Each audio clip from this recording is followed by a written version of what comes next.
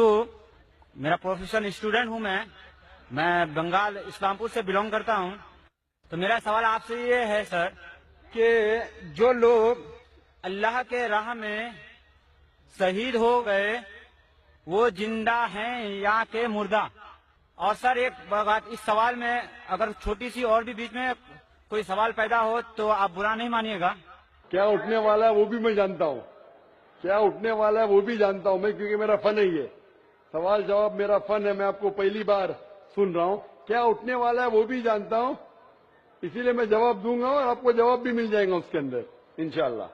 भाई साहब का सवाल है कि जो शहीद होते हैं वो जिंदा होते या मुर्दे होते हैं। ये कुरान मजीद की आयत है, सूरह बकरा की सूरह नंबर 2 आयत नंबर 154। इसमें लिखा है कि जो लोग शहीद हुए वो जिंदा है।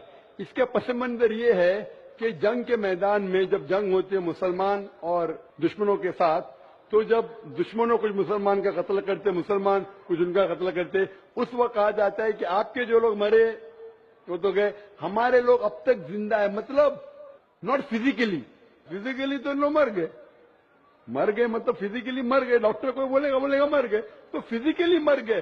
जिंदा मतलब आखिरत में इंशाअल्लाह इन लोग जन्नत में जाएंगे। उसका मतलब ये नहीं कि फिजिकली अलाइव उनको दफनाया गया। जिंदा इंसान को दफनाना हराम है। अगर वो फिजिकली जिंदा है तो दफना थोड़ी सकते हम उनको, दफना नहीं सकते। तो ये कुरान की आयत है, पस मंजर में पता चलता है जिंदा है मतलब आखिरत में उनको इनाम मिल गया, इन लोग जन्नत में जाएंगे, आप लोग दोज़ख में जाएंगे। उसका ये मानिए। अभी सवाल का जवाब पूछ सकते हैं आप। कौन सा सवाल पूछने का? सर सवाल का जवाब मेरा ये नहीं था जो आप दे रहे हैं सर। नहीं, आपका दूसरा सवाल क्या है? सर सवाल का जवाब मेरा अभी अधूरा लगा, आप बुरा न माने, आप इसका पूरा जवाब दें सर। मैंने जवाब दे दिया ना, क्या मानिए बोल दिया ना। फिजिकली मर गए। सर एक मिनट सर, आपका सवाल था जो लोग शहीद हुए जिंदा है क्या मर गए फिजिकली। भाई साहब सुन रहे क्या नहीं आप बोलते उर्दू जानते, आपको जवाब ऐसा मिला कि दूसरा सवाल निकल रहा नहीं बाहर। मैं जानता हूं क्या सवाल था आपका, ये मेरा फन है। आपका सवाल था कि शहीद लोग जिंदा है क्या मर गए। कुरान की आयतें जिंदा है, फिजिकली इन लोग डेड है।